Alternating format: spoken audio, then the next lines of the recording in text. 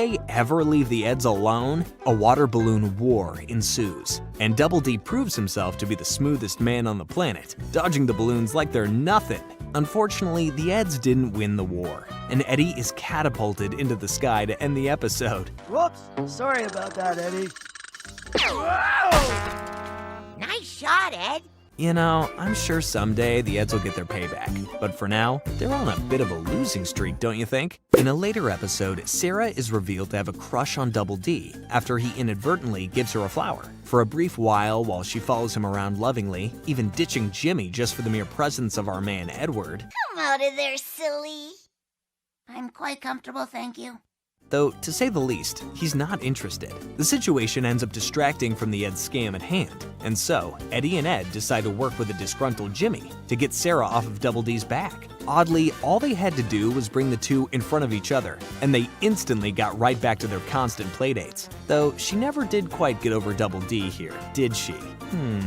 Now, of course, most cartoons have a wrestling episode, and Ed, Edd and Eddy is no exception. However, this episode also has the distinction of being the very first to introduce Chunky Puffs, the Cul-de-Sac cereal of choice, especially for Ed. That said, in this episode, after feeling embarrassed for Double D and his lack of strength and athleticism, Eddy and Ed turn to wrestling as the ultimate way to turn Double D into the muscly machine they know he can be. In his first match, Double D struggles to beat Plank of all people, but is truly put to the test when the Kankers show up. A tag team match is set up between the Eds and Kankers, and to say the Eds didn't stand a chance would be an understatement. And rightfully so, the Eds' wrestling careers are over after that. In a later episode, it's shown that Kevin's dad has a job at the Jawbreaker factory and has a stash of the beloved candies in his garage. The problem for the Eds is he isn't going to share with them, and the garage door isn't budging. The Eds try to learn more about Kevin to be his friend, but despite their best efforts, Kevin still wants nothing to do with them. The episode ends with a full-on heist attempt by the Eds, but their plan goes down the drain pretty quickly. Get it? Hey, Kev, let me help you with that. Eddy?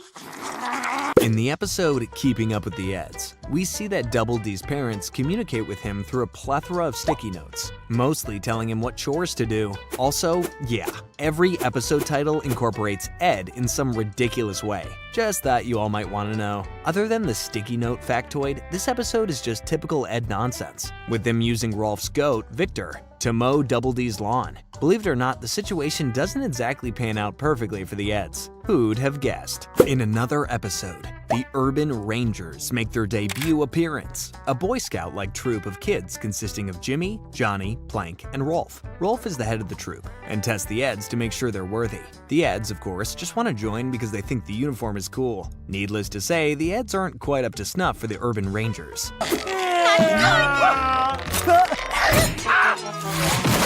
And don't earn the single badge to get their uniforms. Well, I mean, I don't really think they're missing out on much. Their symbol is literally the loser L. In Season 2, Episode 1, the Eds debut one of their all-time greatest scams, if you could even call it that. While rummaging through the junkyard once again, the Eds find a box of turkey basters, but decide to market them as Canadian squirt guns to the kids in the cul-de-sac. The squirt guns are one of the Eds' actual big success stories. All at an insignificant price of 50 cents. We'll also include a free sock holster. With the neighborhood kids all paying to have their very own Canadian commodity. Now, of course, the Kankers do show up, steal their money, and challenge the Eds to a Western-style shootout. Oh, I feel it! I feel the adrenaline, Eddy, baby! And of course, they do win. But you know what? I think it's officially alright to say that the Eds are better entrepreneurs than they seem. In Knock Knock, Who's Ed?, the gang tries to find a working TV to catch an 8-hour monster movie marathon. But before that, they get Ed stuck in a giant cube of Jell-O. What was even the plan with that one? The Eds go to Rolf's house to catch the marathon, but get nearly bored to death by his stories of his home country. The sea cucumber gurgled loudly like my father after eating cabbage. Yes, one moment. What did I tell you? There's no telling what I'll do if I hear any more of that story. And so sneak to the living room while he thinks they're in the bathroom. Rolf's TV is pretty outdated and small, and the movies are even in black and white. Even from this distance, the production values look remarkably cheap. But Ed's undying love for the films keeps him glued to the screen. Eddy and Ed criticize the Cyclops movie and its cheap effects, and Ed isn't happy. Lighten up, Lumpy. I just shut up! Sit down! He sits them down along with Rolf and intimidates them into watching all 8 hours of B-flick horror. He has a pretty scary obsession with these movies, but I'm sure that won't come back to bite anyone, right? In the next episode, the Eds break reality. No, for real. They just wreck the world. The backgrounds, the sun, the floor, it all is dissected and accidentally destroyed by the Eds. Jimmy has his entire outline stolen. This is fun! Hello! Big Ed, scrub my feet! Ed saws a hole into existence which Eddy falls infinitely through. And well, that is when things get weird. The world goes to complete incomprehensible shambles, complete with a mouthless Sarah, a Nazz crocodile thing, and of course, the iconic three-headed Rolf. This episode is insane, but thankfully, it's basically just a dream. Baby sister! Take your mouth off again! Big Ed has lost his marbles? And the Eds snap back to reality by the end of the episode. In another episode, the Eds find a haunted house, and thanks to a jawbreaker-infused bet made with Kevin, they're forced to go in. What are we waiting for? Eddy, don't you see through Kevin's cheap attempt to get us to go in that filthy house? The doorknob falls off, Hit the road. meaning the Eds are stuck having to find a way out through the spooky shambles. Eddy gets his finger stuck in what's left of the doorknob frame, and when the guys try and free him, they're accidentally launched deeper into the ghostly abode. The Eds are split up through some well-placed traps, with Double D being baited away with books, Ed with a box of Chunky Puffs, and Eddy with mirrors showing himself. He's not afraid to be full of himself, I'll give him that. Eventually, their traps lead them back to a train of some kind, which takes them through what seems to be a tunnel of love. The Eds see dolls of themselves enacting the scariest idea of all.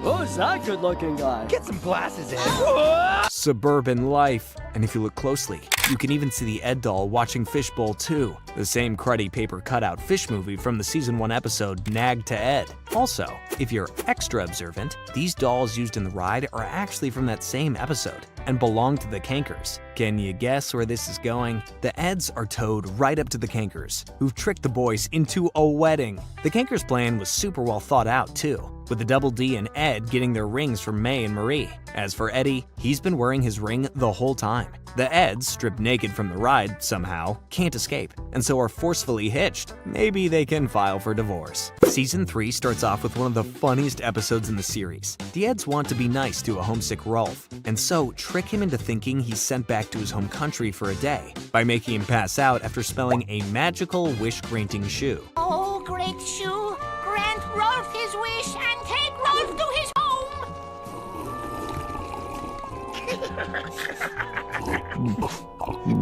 This show is amazing. Rolf wakes up to a shoddily made replica of his beloved old country, but he buys the false reality and proudly proclaims that the son of a shepherd has returned. The water is fouled with infestation. My wish has been granted!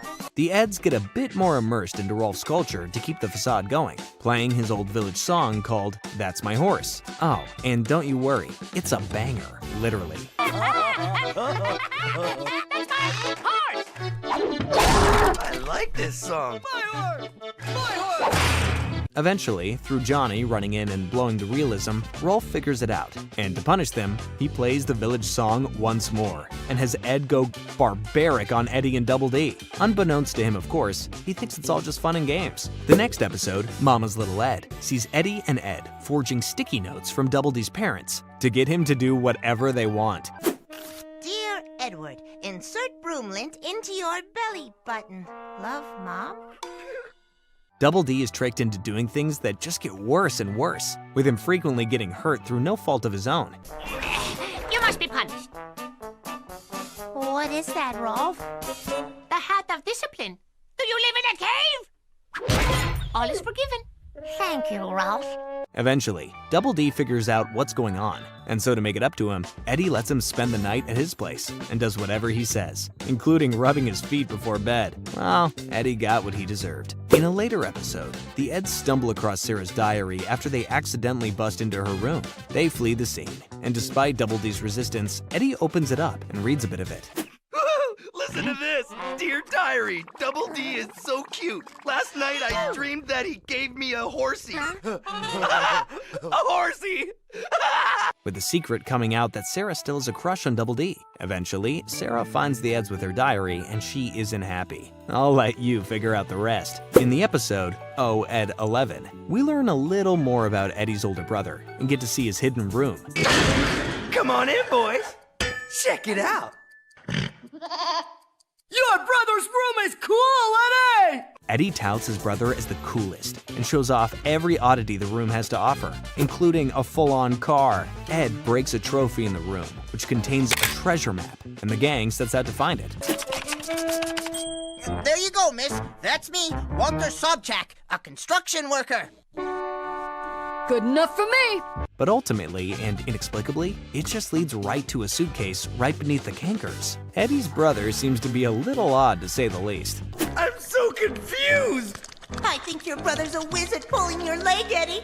Oh, also, the Kankers are watching everyone's favorite movie, Fishbowl 2. Who'd have guessed? We learn even more about Eddy's brother in the episode, Ed Pass It On, when Eddy starts a fake rumor that he's coming back to town. Apparently, there's a whole lot of stories about the brother, and they strike fear into people as big as Kevin. Eventually, Eddy's brother, sick of all the rumors spreading about him, shows up to confront Eddy, who instantly grovels and goes to fetch him ice cream. Chocolate sauce, marshmallows, lots of nuts. Hey, wait a minute. What happened to that lactose thing you... See this?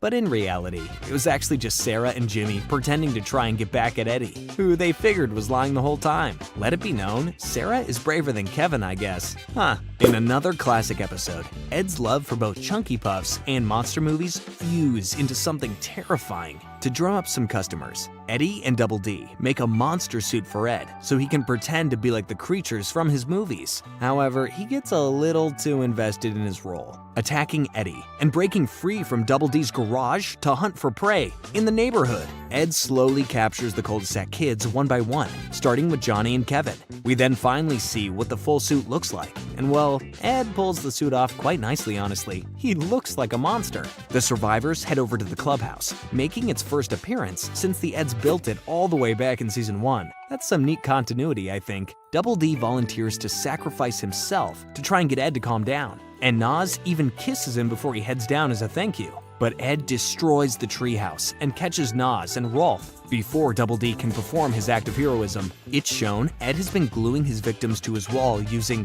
pre-chewed Chunky Puffs. Gross. Double D and Eddy, who's honestly having the time of his life just laughing at the situation, go in to save the kids, and Eddy tries to make the kids pay 50 cents to be saved. Classic Eddy. Luckily, Ed shows up and puts things into perspective for the little sleazeball, scaring him into Double D's arms. Sarah saves the day by taking Ed's mask off, but ends up getting stuck to the wall anyways. And the Eds go hide before any of the kids can get their hands on them for what Monster Ed did to them. Later on in the episode, A Twist of Ed, the Eds are officially tired of dealing with the Kankers. Now, what could a lipstick dispenser be doing in my yard? Oh my. Hiya, Dreamboat! They all meet up in the same van they found back in season 1, episode Dawn of the Eds, still with the shag carpeting and waterbed, mind you, and come up with a counter to the Kankers' harassment. Double D's plan is to use reverse psychology, acting like they actually love the Kankers to throw them off, and it turns out the plan works. Ed and Double D use the reverse psychology plan and execute it perfectly. See? I love you! A poet I am. These guys are creeping me out! Let's hide in our room! But Eddy can't get past his nerves around the Kankers, causing the girls to eventually see through the plan. Whoops. Uh-oh, looks like we're trapped. Just prisoners of love. The girls get the last laugh and perhaps the most frustratingly close the Eds have gotten to a win yet, someday. A few episodes later, we're introduced to the Cul-de-Sac's local superhero, Melonhead. After scamming some of the neighborhood kids with a thingamajig by instead just selling them a bunch of junk, Melonhead showed up to reclaim the money and return it to the kids, then revealing himself to be Jonny and Plank. By the way, Plank is also a superhero named Splinter. Go figure. In the finale episode of season 4, we see what the Cul-de-Sac looks like when they're all senior citizens. Eddy wakes up from a coma to find himself a wrinkly old man, and is in disbelief, needing a cane to get anywhere as well. Ed and Double D still hang out with Eddy and play cribbage with him, both of whom have